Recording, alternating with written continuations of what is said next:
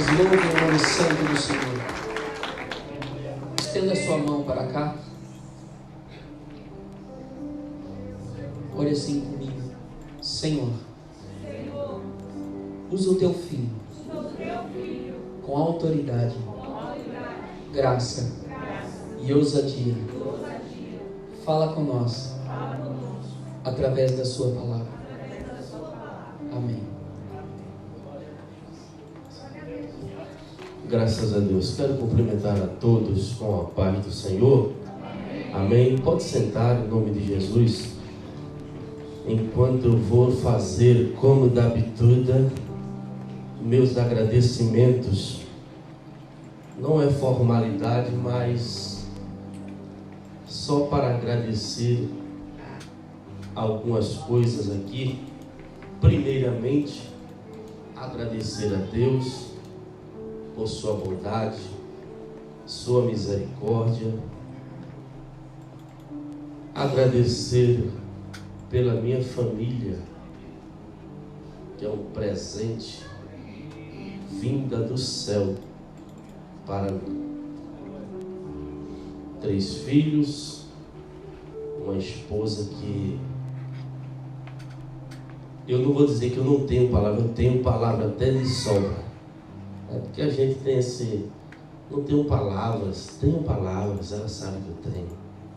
Mas de antemão quero agradecer a ela, porque tudo que eu sou, primeiramente Deus, segundo ela, 3 anos e 6 meses orando, parecia até a oração de Elias para tornar a chover.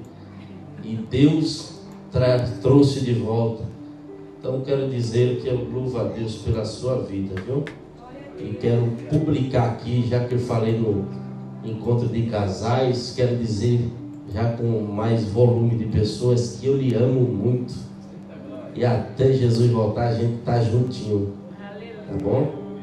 Deus continua abençoando ela. E ela é um canal de bênção também. Prega, que eu até falei para ela, se pregar mais do que eu, o negócio vai ficar estreito. É só brincadeira, irmão, viu? Jamais limitarei o Espírito Santo na vida de ninguém. Que Deus use da maneira que Ele bem entender. Quero louvar a Deus pela vida do meu pastor, e nada me faltará. Pastor Leandro Costa. Aprendi a amar o Senhor. Que a gente aprende, né? A amar as pessoas. Aprendi a amar ao pastor Leandro porque é um pastor que realmente se dedica, a gente vê, a igreja sabe muito bem, que se entrega na obra, não somente publicamente, o pessoal vendo aqui, mas nos bastidores também existe um trabalho ao qual só Deus vê. Então Deus continua abençoando a vida do Senhor, o corpo de obreiro, em vários amigos aqui que eu tenho feito, graças a Deus. E como eu sempre falo, não é palavras de querer se vitimizar, mas eu sei que existe aqui nesse meio pessoas mais capacitadas do que a minha pessoa para estar pregando aqui. Eu até falei ali quando eu cheguei, que hoje eu estou diante de vários doutores, mas que Deus me dê graça, e louvo a Deus também porque vocês vão me ouvir por alguns minutos. Amém? Vamos ler a palavra de Deus, Mateus capítulo 26. Mateus 26.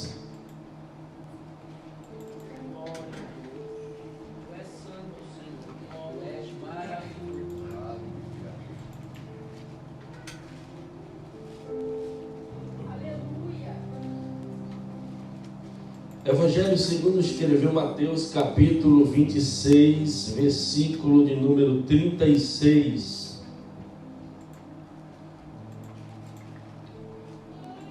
Quem achou, diga amém, bem forte. Amém. Glória a Deus. Então chegou Jesus com eles a um lugar chamado Getsêmani e disse a seus discípulos: assentai-vos aqui enquanto vou além orar. E levando consigo Pedro e os 2 filhos de Zebedeu, começou a entristecer-se e a angustiar-se muito. Então lhes disse: a minha alma está cheia de tristeza até a morte. Ficai aqui e vigiai comigo. E indo ele um pouco adiante, prostrou-se sobre o seu rosto, orando e dizendo: meu Pai, se é possível, passa de mim este cálice. Todavia, não seja como eu quero, mas como tu queres. E voltando para os seus discípulos, achou-os adormecidos e disse a Pedro: então, nem uma hora pudeste vigiar comigo? Vigiai e orai, para que não entreis em tentação. Na verdade, o espírito está pronto, mas a carne é fraca. Amém? Você pode dar glória a Deus por essa palavra? Meus irmãos, o texto que nós acabamos de ler é do conhecimento da igreja. Aqui está registrado as últimas horas do Criador, as últimas horas, o último momento que Jesus passou antes de subir ao Calvário. A Bíblia diz que ele agora chama os seus discípulos, depois de fazer uma oração por eles. No capítulo 17 do Evangelho segundo escreveu João, Jesus chama os seus discípulos para ir para o Monte das Oliveiras. Jesus chama os discípulos para orar um pouco, porque ele precisava estar preparado. A Bíblia diz que a alma dele estava angustiada até a morte. O desespero era tão grande que ele precisou de orações secundárias para poder suportar, para chegar no Calvário. E o texto que nós lemos aqui, observamos que ele chama os 8 discípulos e chama os 12 e separa 2 grupos. O primeiro grupo Jesus deixa em um determinado lugar e pede para eles orarem. Mas o segundo grupo Jesus chama 3, em particular Pedro, Tiago e João, e diz assim: olha, vamos mais além um pouco, porque eu preciso orar. Eu estou muito triste, eu estou angustiado, eu preciso orar, conversar com Deus, para eu poder tirar isso de dentro, botar para fora, porque está querendo me vencer. A Bíblia diz que os discípulos vão com Jesus, mas chega um momento que Jesus deixa eles ali e diz: olha, fica aqui, ora comigo, vigiai aí por mim, porque eu vou mais além, eu preciso ir mais adiante um pouco, eu preciso orar mais com Deus, falar com Deus. E a oração de Jesus é essa: Pai, se possível for, passa de mim esse cálice, todavia, não faça segundo a minha palavra, mas segundo a tua. Mas a Bíblia diz que Jesus termina a oração e volta. E quando Jesus volta, encontra os discípulos, seus amigos, porque ele diz: não vou chamar vocês mais de discípulos, agora é amigo. Vocês são meus amigos. Por quê? Porque o discípulo não sabe o que o seu Senhor fala ou sabe, mas o amigo não. Já está lembrado quando Deus falou para Abraão: porventura ocultaria eu alguma coisa a Abraão, porque Abraão é meu amigo. Então o amigo, ele compartilha, ele tem intimidade. Então Jesus, quando volta, encontra aqueles que tinham intimidade com ele dormindo, adormecido, cansado, com os olhos fadigados, pesado. Jesus, quando olha aquilo, Jesus fica indignado, olha para os discípulos e diz assim: olha, Pedro, você não consegue orar comigo nem uma hora. Jesus começa a repreender os discípulos dizendo: vigiai e orai, para que não entreis em tentação. Na verdade, o espírito está pronto, mas a carne é fraca. E nessa noite eu quero falar de 2 coisas aqui que Jesus falou no meu coração por esses dias atrás. Jesus repreende os discípulos dizendo: vigiai. Estamos vivendo numa geração muito distraída, pastor. Uma geração distraída com o smartphone. Nós estamos vivendo a geração da tecnologia. É bom, mas está atrapalhando o crescimento da obra de Deus. Não está atrapalhando o trabalhar de Deus, mas o desenvolvimento movimento na obra de Deus através dos cristãos. E Jesus começa a repreender os discípulos dizendo: olha, vigiai. Todas as vezes que Jesus vem falando com os seus discípulos para vigiar, é porque Jesus está preocupado com o seu povo. Jesus está preocupado com aquele que Ele chamou. Em vez de a gente buscar a Deus nos momentos que nós temos, sabemos que a vida é corrida, sabemos que o mundo está de cabeça virada, mas Jesus quer que nós depositamos um pouquinho de tempo que nós temos para buscar a sua presença, para buscar a sua face. Como? Orando, buscando, vigiando, percebendo que as coisas estão acontecendo em nossa volta. Por isso que ele diz: vigiai. Então a tecnologia está atrapalhando o crescimento da obra de Deus. Em vez de eu buscar a Deus, eu estou no meu smartphone. Em vez de eu me dedicar a compreender as escrituras, eu estou assistindo as séries. Eu gosto de série, mas eu gosto também de separar os momentos. Eu tenho que ter o meu momento com Deus. Você precisa ter o seu momento com Deus. Por isso que Jesus diz nessa noite: vigiai, meu filho, vigiai. Ele começa a dizer no capítulo 17 do livro de Lucas, dizendo: assim como foi nos dias de Noé, assim também será a vinda do Filho do Homem. Jesus está dizendo para nós nessa noite, dizendo: vigiai. Por quê? Porque o dilúvio não avisou que viria.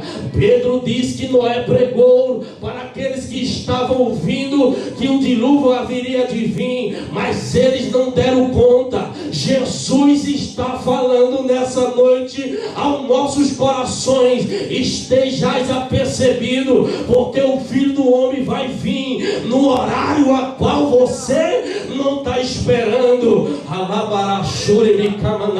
Ele diz assim: olha, assim como foi nos dias de Noé. Como foi? Comiam, bebiam, casavam-se, davam-se em casamento. Ou seja, era um dia como qualquer um, era um dia como o de hoje. Hoje todo mundo se casa, hoje todo mundo descasa também, hoje todo mundo come, bebe, se alegra. Então Jesus está dizendo para nós que a vinda dele vai ser de repente, assim como Paulo escreveu no capítulo 15 de 1 Coríntios, dizendo: na verdade é que vos digo um mistério, na verdade nem todos dormiremos, mas todos seremos transformados num momento, num abrir e pescar de olho, antes a última trombeta, porque a trombeta soará e os mortos ressuscitarão primeiro, e nós seremos transformados. Ele vai vir, e nós precisamos estar preparados. Nada pode ofuscar a vinda dele para a nossa vida. Quando falamos de vigiar, nós estamos falando de preparação, estamos falando que nós devemos estar prontos, preparados. Capítulo 25 do livro segundo Mateus escreveu, Jesus vem contando uma parábola das 10 virgens, dizendo: o reino dos céus é semelhante a 10 virgens, que cada uma tomando as suas lâmpadas, saíram ao encontro do esposo. Observe que 10 eram as virgens, as 10 iam para o mesmo local, iam se encontrar com a mesma pessoa. Agora há uma diferença, é que o pessoal estava preocupado somente com a lamparina acesa, somente com aquilo que o homem poderia ver. Agora o azeite, oh glória, o azeite a qual só Deus poderia ver, ele não tinha. Eles não guardaram a sua vida para a vinda, e todas dormiram, e todas tosquenejaram. Mas de repente ouviu-se uma voz dizendo: saí ao encontro. Aí veio o esposo, e elas despertaram dizendo: olha, me dá um pouco do teu azeite, porque a minha lamparina está se apagando. A Bíblia diz que as prudentes disseram: olha, não posso fazer isso, porque se eu pegar o meu azeite, vai ficar faltando para mim. Faz assim, vai lá na venda, vai no mercado. Jesus está dizendo para nós que nós precisamos estar preparados preparados, porque a vida dele vai ser de repente. Vai ser de repente. Vigiai, vigiai, porque o diabo, nosso adversário, está procurando uma brecha, pastor. Está ao nosso derredor buscando uma brecha para nos poder tragar. É por isso que Jesus repreende agora dizendo: vigiai e orai para que não entreis em tentação.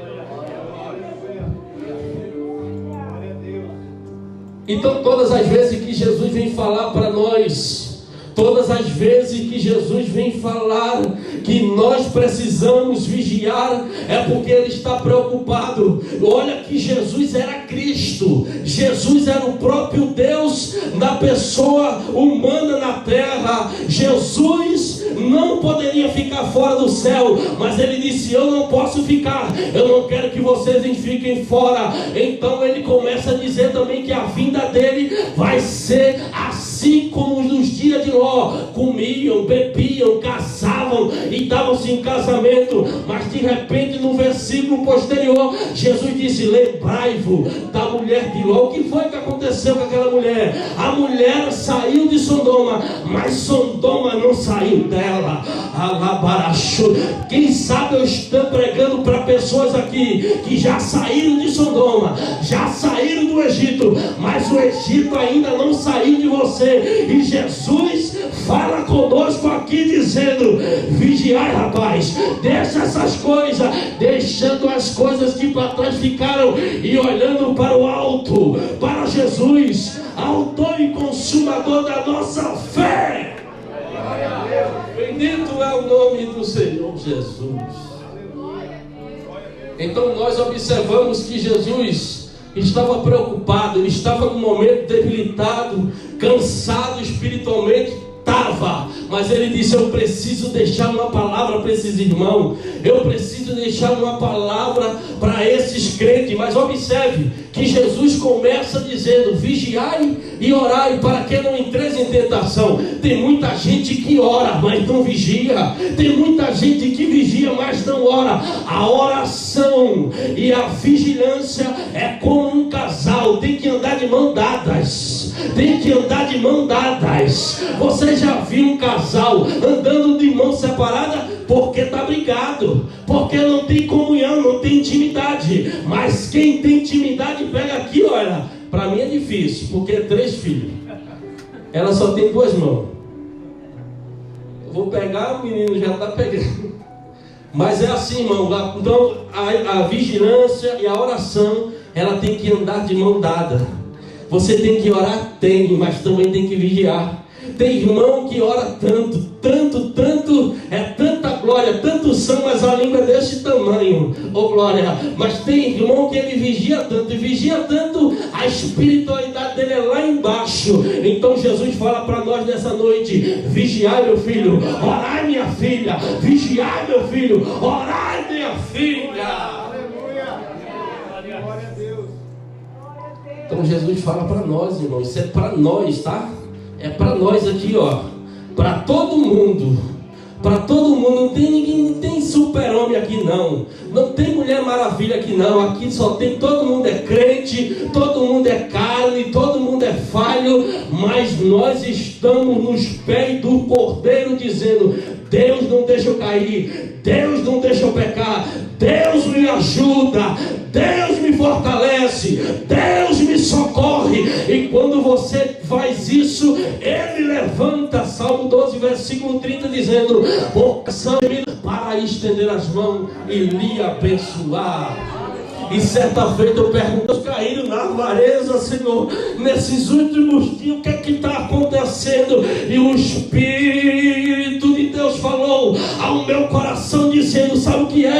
É porque não vigiaram. E o que é vigiar? É guardar o coração. Capítulo 4, versículo 23, provérbio de Salomão, dizendo: o que se deve guardar, guarda o teu coração, para que deles procede a saída da vida. É por isso que cai no adultério, é por isso que cai na avareza, é por isso que cai na malícia, na fofoca, porque não guarda o o coração nessa noite. O meu Deus fala para nós dizendo: guarda o coração, rapaz, guarda o coração, meu filho, guarda o coração, porque dele vai proceder a saída da vida.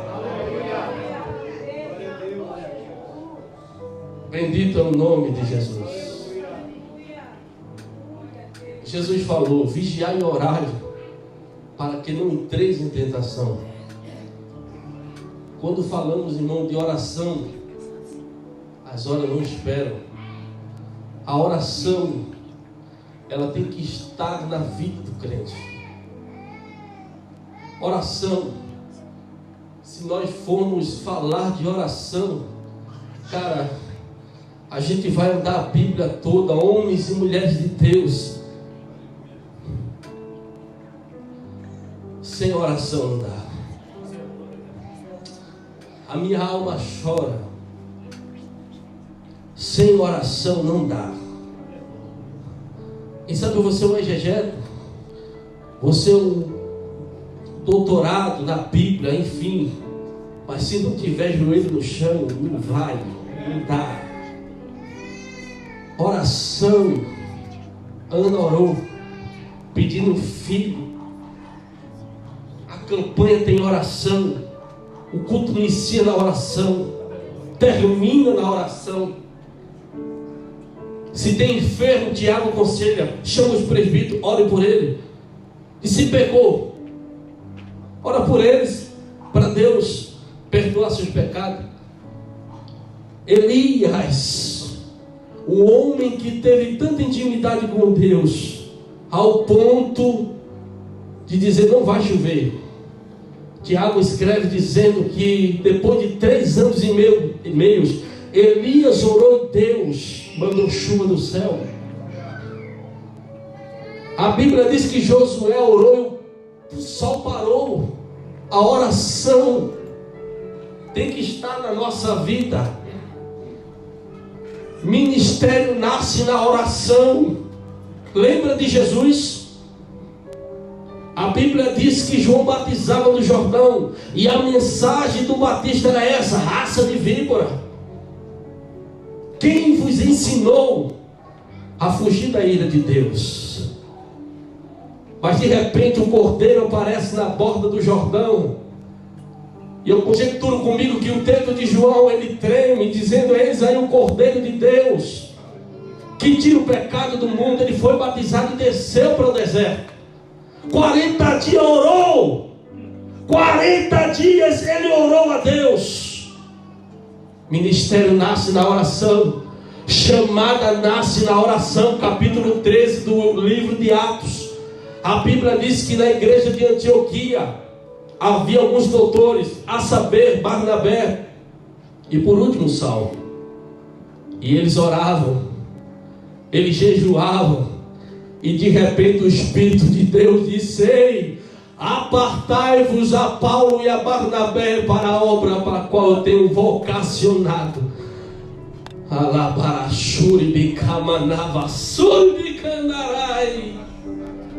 Bendito é o teu nome. Os discípulos observaram que a vida de Jesus era sempre na oração.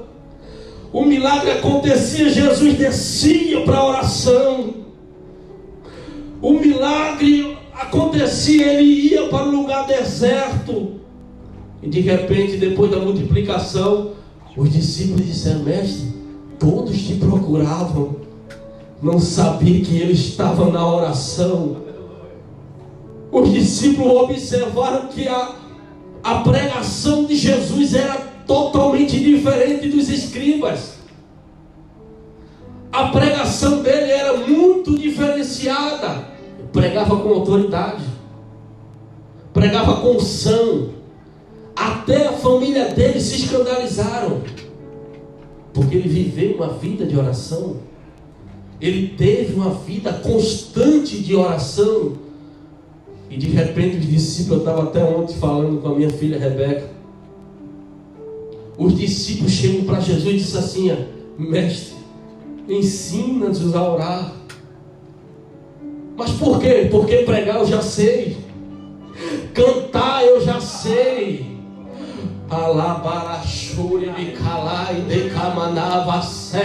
Eu já sei pregar, Senhor, já sei o grego, o hebraico, o aramaico, eu já sei orar, já sei pregar, já sei cantar, mas orar eu não sei. Os discípulos estavam dizendo: Jesus, eu sei falar com os homens, mas não sei falar com Deus. Nós sabemos falar com os homens. E o Alexandre fala todo dia. Mas como é que está o nosso diálogo com Deus? Quem sabe você pode dizer para mim assim: ô presbítero, isso era antigamente. O mundo mudou. As coisas mudaram. No século XVIII, teve um homem que revolucionou a Europa. Pregou e multidões lhe seguiram.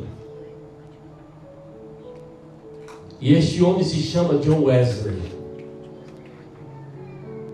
John Wesley pregava, evangelizava numa autoridade, numa unção tão grande.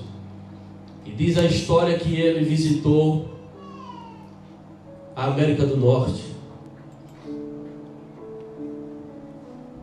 E depois da morte de John Wesley, quero finalizar trazendo esse pequeno relato, porque eu creio que é muito fundamental para nós. Depois da morte de John Wesley, a história diz que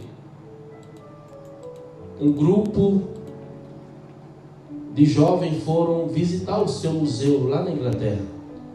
Um dia eu vou lá. Um dia eu quero ir lá. Um dia eu quero ir lá. Ontem eu estava dando uma estudada sobre isso. E de repente eu entro no WhatsApp, eu vejo uma história de um pastor amigo meu que está na Inglaterra. E ele estava lá, pastor, na casa de John Wesley. Eu mandei mensagem para ele e disse: não pode ser coincidência. E ele disse que é uma coisa sobrenatural. Então deixa eu adiantar. E a história diz que esse grupo vai fazer uma visita no museu e casa de John Wesley. E de repente o guia começa a entrar na casa dizendo: olha, aqui é a mesa, a escrivania de John Wesley, aonde ele escreveu seus sermões. Aqui está o óculos de Wesley. Aqui estão algumas roupas. De repente eles entraram no seu quarto. Aquela cama simples, nada demais. Mas teve um dos jovens que observou um tapete. E ele chegou para o guia e disse: e esse tapete aqui? Que são esses dois furos? O guia disse: aqui era o lugar que o Wesley orava. Era aqui que ele meditava, ele buscava Deus, orou tanto que as marcas ficaram. E o final da excursão terminou, voltaram todos para o ônibus. Chegando no ônibus, o professor começa a contar os alunos, e quando o ônibus ia sair, ele observou que faltou um. Ele disse: calma que está faltando um aluno. E ele volta depressa. Quando chega no quarto, o jovem estava lá ajoelhado, dizendo: Senhor, faz de novo, Senhor. Faz de novo, ó Deus. Assim como o Senhor fez na vida de John Wesley, faz na minha vida também. O professor chegou e disse assim: Billy Graham, levanta, meu filho, vamos embora. Quem foi Billy Graham, irmão? Mais de 3 milhões de almas levou para Cristo. E uma da fala de Billy Graham que me impactou é que perguntaram para ele: Billy Graham, até quando nós iremos orar? Ele chega e diz: até você e Deus serem amigos íntimos. E quando nós falamos de intimidade, irmão, não podemos esquecer de Daniel. Daniel, capítulo 10, versículo 12. A Bíblia diz que Daniel entra num período de oração tão constante, tão intenso, que ele já estava desmorecendo, já estava desistindo. Mas o interessante é que quando o anjo chega dizendo: Daniel, oh glória, Daniel, eu vim por causa das tuas palavras, desde o primeiro dia, desde o primeiro dia que você aplicou o seu coração a me buscar, suas orações são ouvidas. Então o que é que eu entendo aqui? É que muitas das vezes nós oramos, buscando, batendo, mas a porta não abre. É porque está tendo uma batalha travada lá em cima, para ela não chegar. Mas nessa noite, eu venho nessa noite te dizer: insiste, continua, não desfaleça, porque Ele veio por causa das tuas orações. Fique de pé em nome de Jesus, que eu não quero me adiantar, por respeitar o horário. Eu quero fazer uma oração por você. Se você sentir que Deus, sentir, eu não vou chamar você na frente, mas a Bíblia diz que Moisés estava com as mãos estendidas orando, e quando ele cansava a mão baixava, mas tinha dois que levantavam a mão de Moisés. Quando Moisés cansava, a mão baixava, mas dois levantavam a mão. E o diferencial, que enquanto as mãos de Moisés estavam estendidas, o povo era vitorioso, o povo era engrandecido. Mas quando baixava, ele perdia a batalha. A Bíblia diz que quando levantava, ele vencia a batalha. Então nessa noite, eu quero orar por você que está quase morrendo, que está quase desfalecendo, pensando que vai perder essa guerra, essa batalha. Nós iremos estender as mãos e você receberá de Deus a vitória. Aquilo que você está colocando diante dele, aquilo que você está achando que é impossível, Deus, Ele é o Deus do impossível nessa noite. Vem aqui na frente em nome de Jesus, se você se sentir de Deus, para nós orarmos. Eu quero perguntar também, irmão, nessa noite, se há entre nós alguém que ainda não confessa a mesma fé, que quer ter uma comunhão com Deus, com o Pai, que quer